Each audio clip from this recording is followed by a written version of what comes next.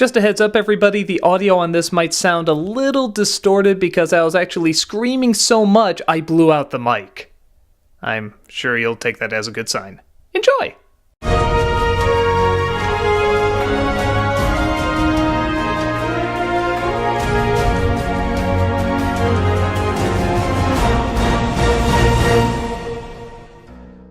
Okay, so I've seen a lot of Disney sequels this year, and I've hated a lot of them, but for some reason, some strange reason, Mulan 2 I hate the most. Now, that's not saying it's the worst. It's not the worst animated, it's not the worst story. The third Beauty and the Beast probably has that distinction. But something about this one just rubbed me so the wrong way and got me legitimately angry, which is so strange because the first Mulan I didn't even get that into. I mean, I liked it, I thought it was fine, had some good moments and stuff, but something about this one just made me appreciate it all the more when I see what it could have been, how awful it could have turned out. Mulan is back home training a bunch of kids how to be little warrior princesses when her boyfriend drops by and proposes. She of course says yes, but this looks like bad news for Mushu, not voiced thank God by Eddie Murphy this time, but a much more unfunny Eddie Murphy impersonator who's going to lose his job because he no longer has to look after Mulan. So it's up to him to try and split the couple apart. Yeah, doesn't that make him incredibly likable? But come on, this is the sequel to Mulan, this girl that went and defeated this army. Surely some action's gotta be in here.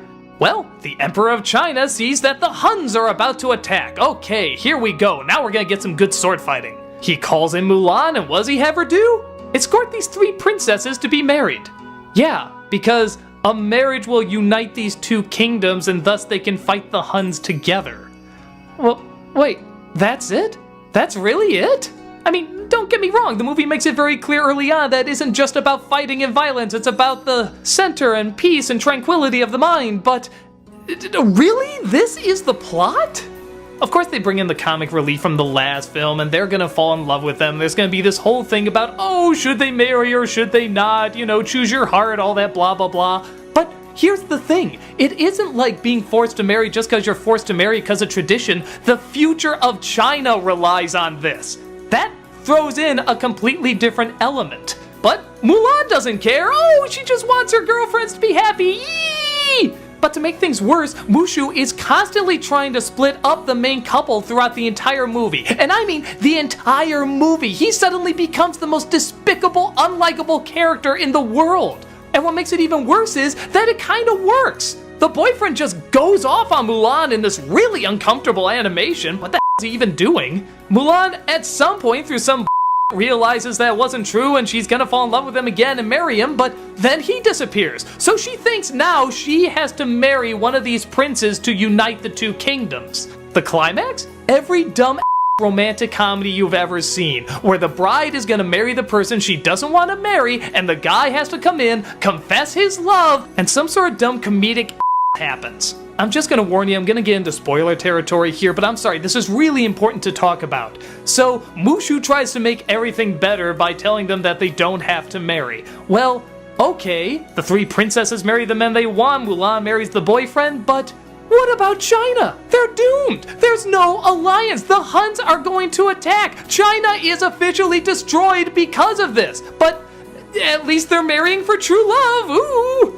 It's never addressed what happens after this. I wouldn't make that big a deal out of it. I know, direct-to-Disney sequel, haha, but they make a big deal out of it. They keep talking over and over why they can't get married, how thousands will die if they don't join this union. And in the end, I guess they just let thousands die. It's really awful.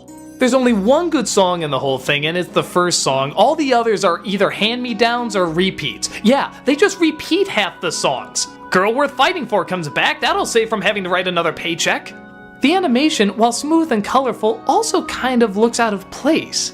Mulan in the original had a pretty good range of emotion, but here, all the animation is kind of done like they're comic relief. They're too expressive, they're too rubbery. Which, like I said, makes for some really awkward scenes when the boyfriend has to yell at her. Ugh, that's disturbing.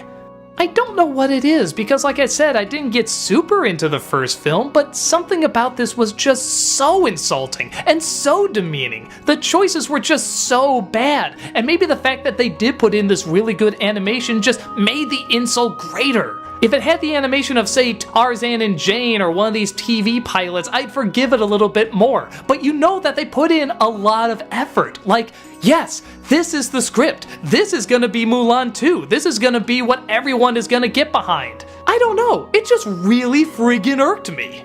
And all the characters are unlikable, and generic, and bland, and not interesting, or stupid, or just mean-spirited. I can't believe what an Mushu is. And the boyfriend, and Mulan for letting the entire everything of China die because follow your heart, which is like, oh my god, what is wrong with this movie? It is a mess. It is awful. It just got under my skin. I hated it so much. Like I said, I can't say it's officially the worst. There's definitely been worse Disney sequels, but this one, so far, I've hated the most.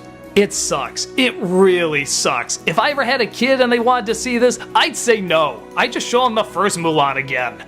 I don't even know what to say about it. Just skip it. Don't check it out. If you really love the movie Mulan, or even just think it's okay like I do, avoid this at all cost. The only thing it did is that it made me appreciate the first one a lot more. So I guess I'll give it that. But for everything else, this movie can friggin' blow me.